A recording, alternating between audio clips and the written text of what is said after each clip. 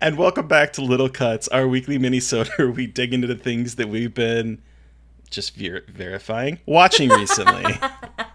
I'm Terry. And I'm Mary Beth. And this week we're chatting an adorable fable, superheroes, a surprisingly good video game adaptation, and Heavy Breathing the movie. yeah, Heavy breathing the yeah, movie. that is exactly it. Oh my god. Ooh, Oh that boy. liquid death be bubbling up in my throat. I just have regular water today, unfortunately. But Boring. I know. I got my case of it. Man, truly incredible being able to pull cold liquid death out of my fridge. Liquid Death, sponsor me. I will put a mini fridge under my desk for Seriously. solely Liquid Death. We will sell out our souls for liquid death. That's all I want. I don't care about mattresses. I don't care about anything else. I want just Liquid Death to sponsor the podcast. Literally all I talk about is this fucking drink. Every I know. episode. I'm just like, I mean, it's so good, though. product placement. Okay, my addiction to seltzer water aside, what is this adorable fable that you watched? Okay, so friends of the show and former guests of the show and the animator of our intro video on YouTube. You should be watching our videos on YouTube right now. Um, Eric Power and Andreas Peterson. They have a new movie that is premiering at. Let me verify the name of this place. It's premiering. It premiered 2 days before this episode comes out at the Maine International Film Festival, and it's online. And I believe if you are listening to this on Friday or maybe Saturday, I think it's available for 4 days. So you can go out and rent this right now through Eventbrite. We can include that information in our show notes too. But they have a new film. They did, of course, Attack of the Demons, which we both really loved, and that's for the reason why they came on our show back in, gosh, when we first started, December of what, 19? Yeah, because I was still living in my old apartment. Yeah. And it was the one episode where we mistakenly thought, let's tackle 2 movies in one episode. Never Great again. conversation, but not the best idea. No, just never again. Like, and no offense, we love the episode. It was just that's a lot of It was a lot. That's a lot of talking, and I don't like talking that much. I don't like talking, she even- says as she records a podcast. I say that, and it's like all I do is talk and record myself talking, and it's like that's all I talk. Like I save up the whole day for this. All the words come out. That's a bull-faced lie. I talk Steve's ears off constantly. So I contain multitudes or whatever the fuck. Anyway. So their new movie, it's not horror, although there are some tinges of suspenseful moments in it, but it's called When You Get to the Forest, and it is about a young woman who has kind of like packed up her life in her car and decides that she wants to go back to this forest that she had visited when she was a kid. And when she gets there, she ends up falling down kind of like a cliff, bumps her head, and wakes up and then can't find her way out of the forest. She meets a cat that talks. Yeah. And she basically spends kind of pretty much a year through the seasons in this forest, kind of finding herself and understanding her life while also tending to this cat that's also tending to her, while also seeing some weird creatures in the forest, like this big, tall tree kind of creature that the cat calls the Big, and these like really adorable but kind of creepy animals that look like a cross between, I would say, the beta version of the kind of robot dinosaurs in Horizon meets like deer, Okay. sort of weird little. There's a lot of weirdness in it, but it's basically just this very.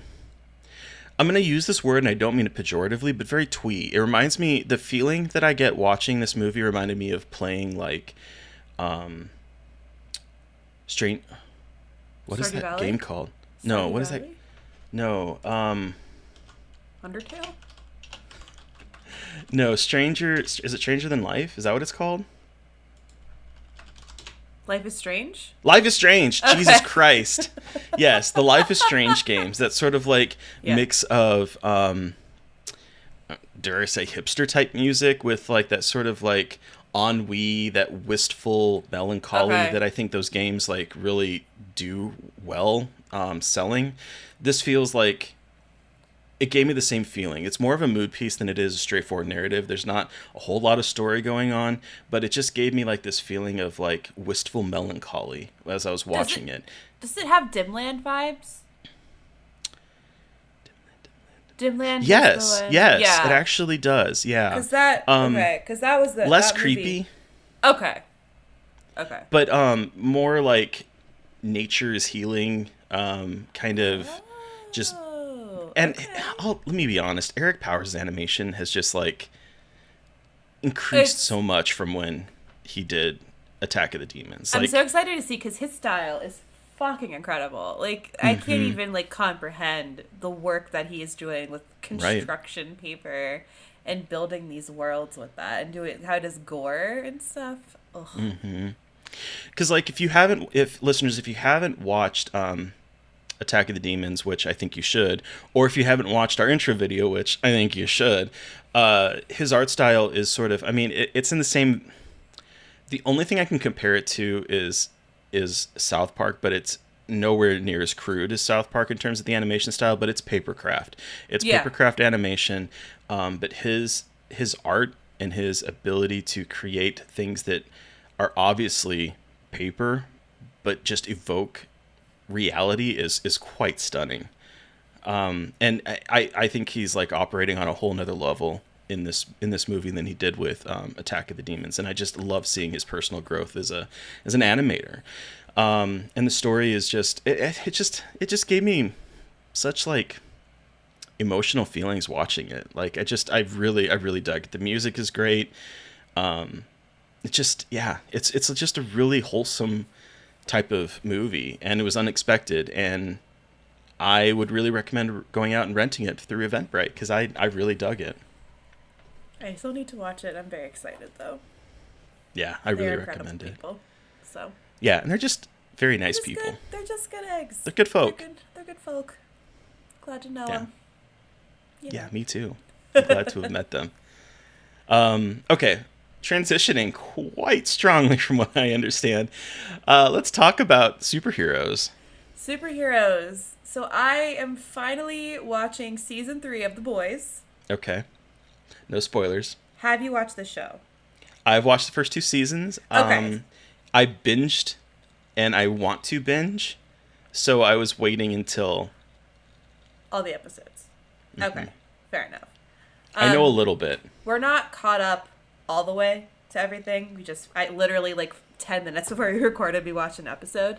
Fucking love the show. Like, I won't give too much away.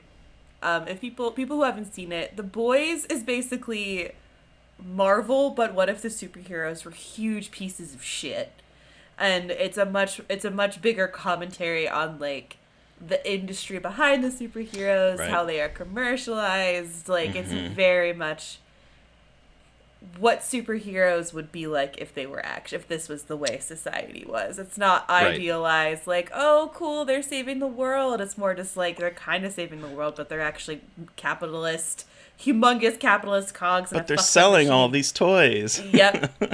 So it's dark, and then we have the boys, who are a group of people organized around Billy Butcher, played by Carl Urban, who I'm obsessed with, and they basically are trying to fight back against the Seven, who are the 7 main big heroes, with Homelander at the head, who is like a Captain America, but like deranged. Yeah. And so this season is just like continuing that stuff. And boy, oh boy, this show is so fucking weird. Like the first episode, something so goddamn outrageous happens. Are we talking about the exploding penis? Yes, I am in fact talking about the exploding penis.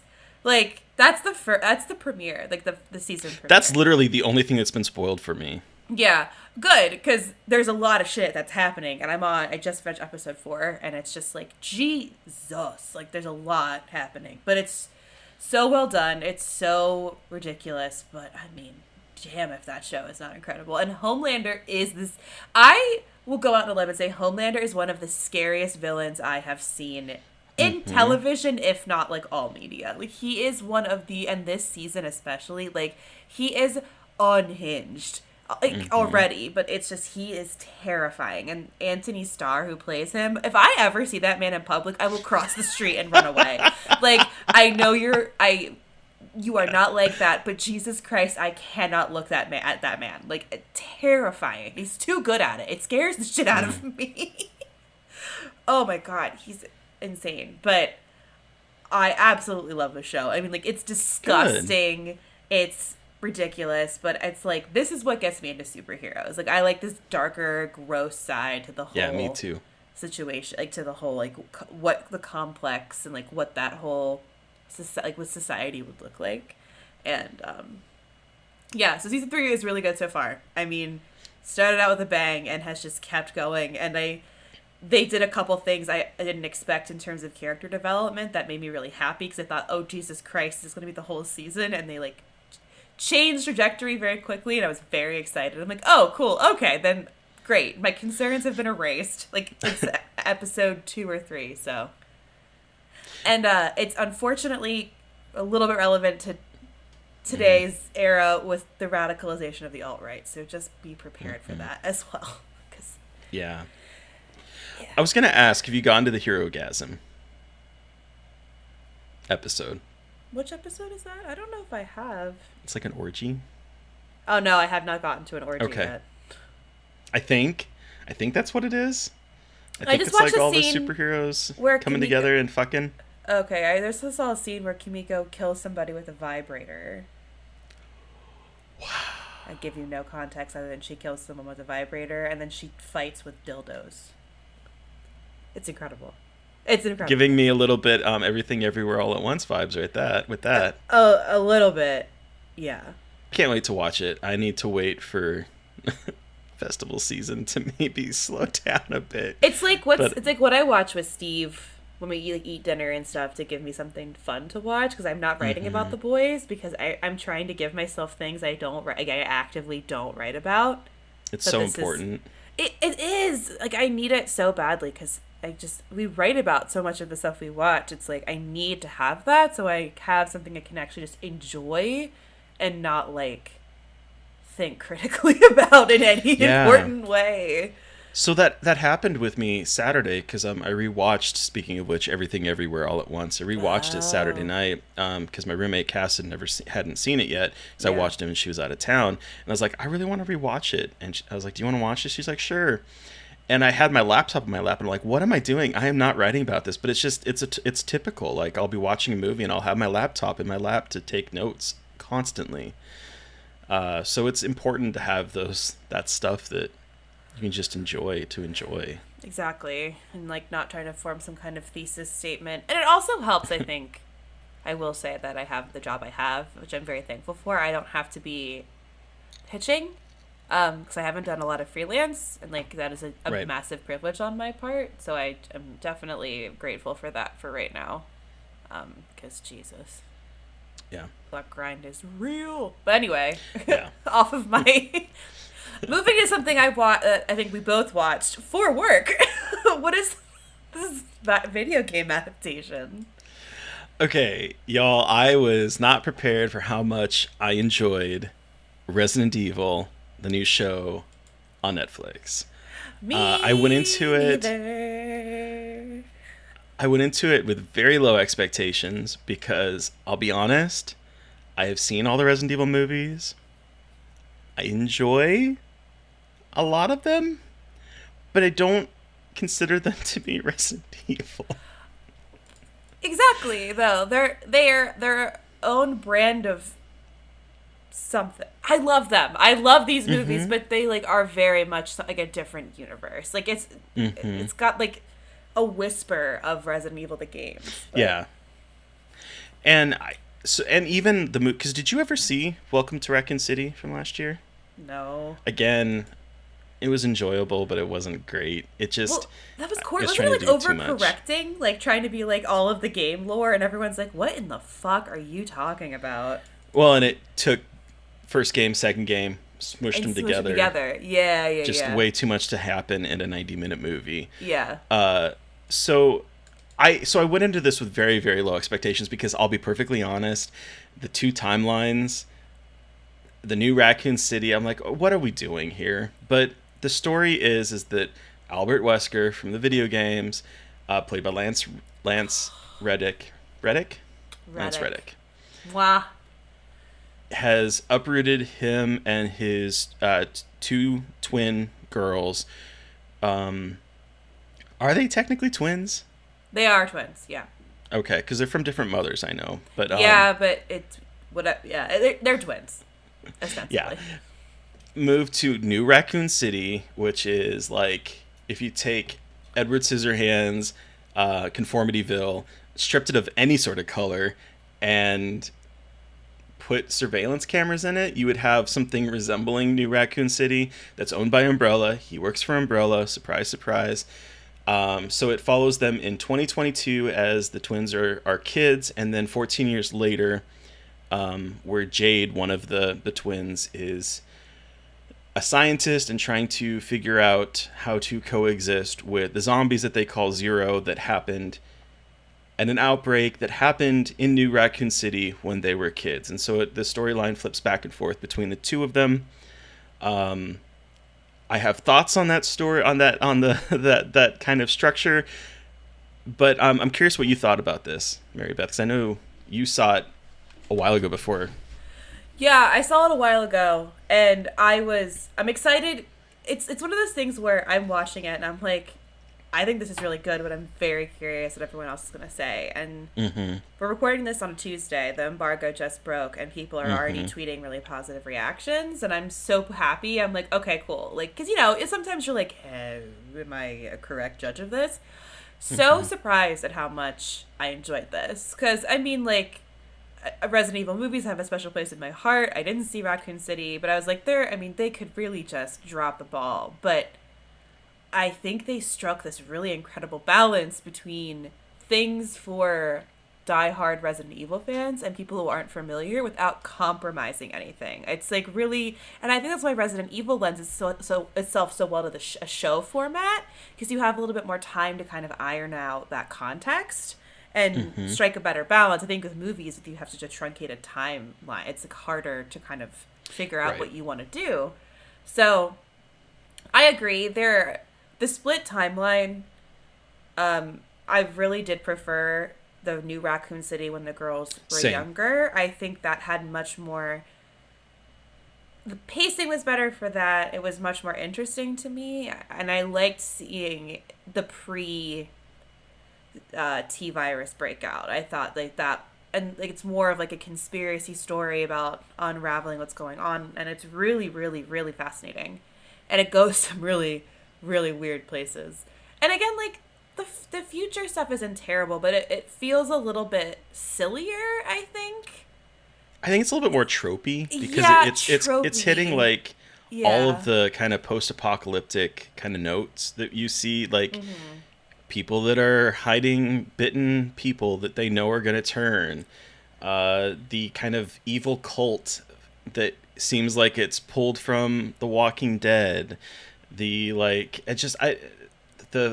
fortresses that are built in the way I don't know, it's hitting like everything that we've seen before in terms of post-apocalypticism. If that's even a word. There's a part in one of the earlier episodes that involves like a cult that I wish they had done more with, because that was the vibe I really liked, and it kind of gave me Resident Evil 4 vibes. Have you played Resident Evil 4? Is it 4 or 3? Oh, yeah, it's 4. The South American weird shit. Yeah. Love that game. Yeah. And that vibe. And I was like, oh, we're leaning into Resident Evil 4 vibes here. And then it went away, which made me a little bit sad. But because like I liked that stuff that was like a little bit more off the beaten path and a little bit more Resident Evil-y. Right. I do think the reason why they... I'm sorry. No, I was like, it wasn't bad. It just like not as not as even. It's hard not to compare the two because you have them. It's hard not to pick a favorite, I feel like. Right. The only thing that I would say in the like positive corner for the future events is that if you didn't have it, I think a lot of people would be saying this isn't Resident Evil because I mean, without spoiling too much, it's the kind of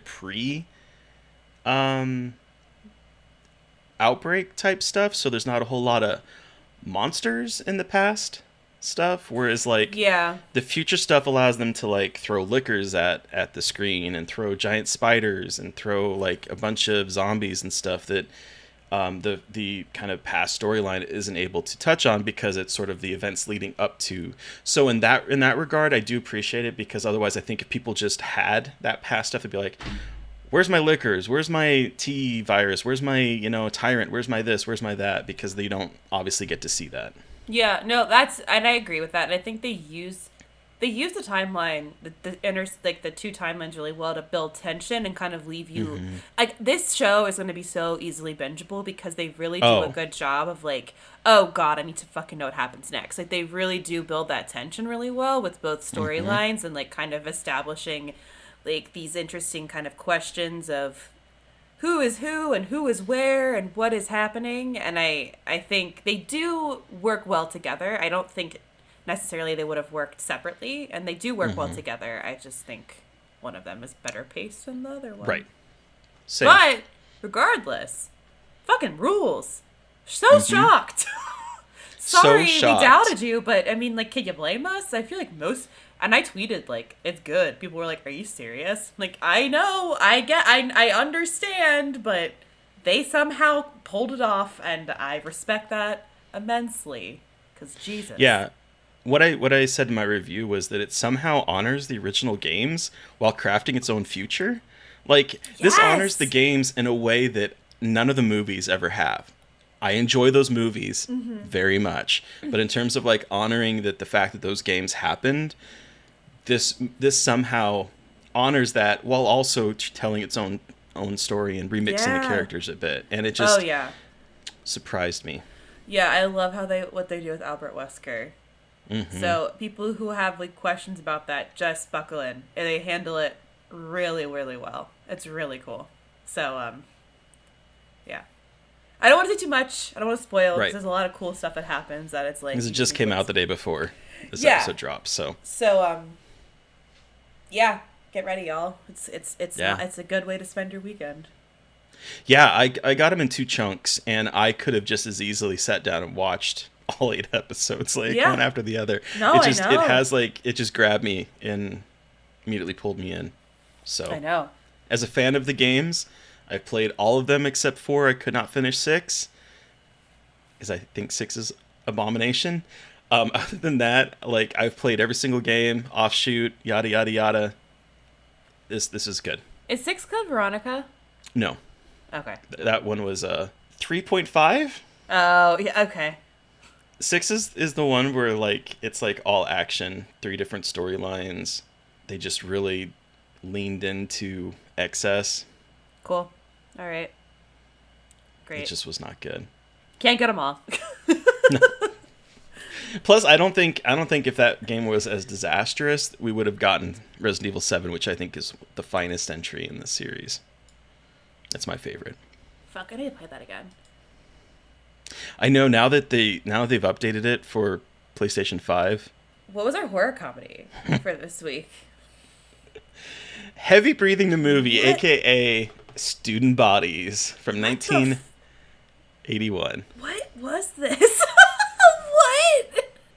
I have never seen a movie that is just purely fucking just purely non-stop gags. It's just, there's no break, which is a little overwhelming. I was like, oh my god, I can't catch up. Like, I cannot catch my breath here. Like, what the fuck? It's definitely kitchen sink mentality where, like, they're just like, we're going to throw jokes, and if it doesn't make you laugh, there's going to be another one. If that doesn't make you laugh, there's going to be another one, and eventually something will make you go, what the fuck am I watching? And you'll just start laughing. That's the mentality behind this movie, I think. Yeah, that makes a lot of sense, especially the part where they go, the MPAA, we would like to say to the MPAA, fuck you. And I was like, all right. And, yeah, because like there's like the interrupt in the middle of the movie. They interrupt with this guy that's sitting behind a desk who is like basically the what is it the guy. He reminds me a little bit of the guy the narrator of Rocky Horror Picture Show that sort of interjects. He just sort of like, you know, in order to get an R rating, you have to have this, or this, and this movie does not have any of those. So the producers would like me to take a moment to say, fuck you, and then immediately cuts to the MPA giving him an R rating, and I'm just like, okay, that's good. I think the opening is really good. There's a cold open that is in the tradition of like, most sort of slashers, where it's like it's definitely pulling from Halloween, a little bit of Black Christmas, and even When a Stranger Calls, where you get the killer POV and he's just like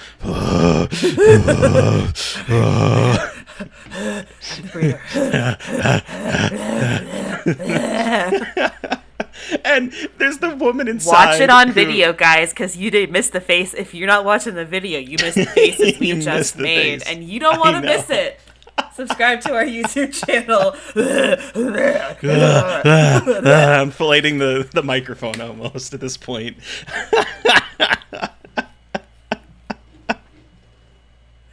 Oh my god. But my favorite is that it cuts to the woman inside who's babysitting, of course, and she picks up the phone, or she's talking to someone on the phone, and the girl's like, hey, I just want to make sure that you had the answers for the upcoming history test. For the Civil War, the North won, okay? And it's just like, it's such just like a random little factoid of like, the North won. Like, okay. And then she says, I have a feeling it's the last time I babysit. And then there's like unlocked flashes on the screen as the arrows are pointing at the door that she left unlocked. It is my the graphics that flash up, like the body count is the body count unlocked. Clues.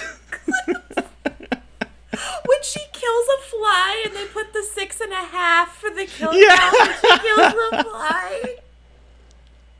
There's some really good dialogue in this though too. My favorite part is so like the babysitter in this cold open, you know, goes upstairs with her boyfriend who shows up in a jump scare, and he like has to take a shower because she says that he, you know, he's dirty. And so it's the one time we get any sort of like nudity in the movie is the male nudity of taking a shower and playing into that kind of female trope. And it's really dark, but you can almost see the outline of like his genitalia area. But he she gets killed. She gets killed and he doesn't realize it. He's like, Julie, why aren't you responding to my maleness? And I died. And then when they're under the bleachers, or no, is it the funeral? And she's like, how could you think about sex at a time like this? Like, I'm always horny. I can't stop thinking about sex. I'm always thinking about sex. It is very much like it's Scream, clunky Scream. It's not trying to be scary. It's not trying to be a horror movie. It's just trying to parody. It's, I guess, maybe a better comparison is like a scary movie than a Scream. Mm-hmm. Yeah, this is definitely in the spoof / parody. Yeah. It's called a parody, but I honestly think this is more of a spoof than a parody. I mean, that might be a fine level of distinction, but like... But I agree, because I don't think they're not really trying to say anything about it other than like, look at the funny shit that we can do here, which is fine. Like, I'm okay with that. It doesn't have a lot to say. Other than like, look at how easy it is to make fun of this, and it's like, oh yeah, no, it's incredible. Well, and what amazes me, and what amazes me is that this was in 1981, so the amount of slashers that they had to work with was very small, and yet they managed to nail a lot of the tropes that would continue on for decades. Oh my god, when he's climbing up the stairs, and it's the cold open, and he's climbing up the stairs, and the breather, the breather. Why are there so many stairs? Steve's probably like, the fuck is happening? Scarred for Life After Dark. That's our sex podcast. But then like his shoe gets stuck on gum on the stair. It's just like there's these moments that are like you know, they're definitely kind of silly, but they're fun. They're just like fucking funny because you haven't seen it before. So this is so dumb, but like also incredible, and I love it. So that's this movie. It's just like a lot of absolute ridiculous, like, but also like wow, fuck, that actually is really fucking funny. The fuck you thing, I had to pause the movie. I was cackling. I was so surprised at this moment because there's a lot of smart moments in this movie, but then there's a lot of really not so great moments. The second act is really terrible. I think the first act is really good. I think the cold open is just pitch perfect. Yeah. And I think when it gets to like the reveals and then it's just sort of like twist upon twist upon twist, fever dream, and then she wakes up and it's almost like a Wizard of Oz moment where she's like, you were there, but you were all playing different people. And then they decide that, you know, her problem is that she had sexual repression, which causes swine flu. It's like the doctor's like, what they're saying happened to her. Duh. Good pick. Very ridiculous dumb. pick. Very dumb. But I like it. I had a good time. When he said student bodies at one point, I was like, he said the title of the movie. So, yeah. It was a good pick. Wow, yeah. Horror comedy is fucking weird.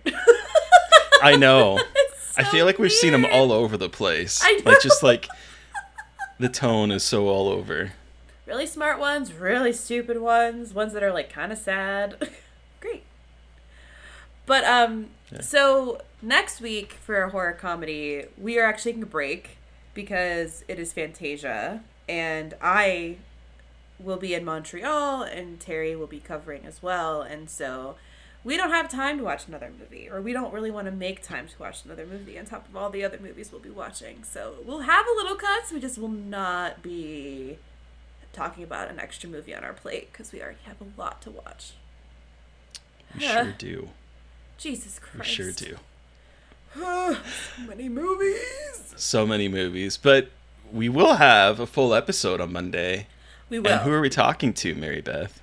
So, on Monday, we are talking to one of my new favorite people in the world. His name is Thomas Burke, and he is a found footage encyclopedia. But he's also the director of the Barbados Project, which is a found footage movie out of Barbados. He co-directed it.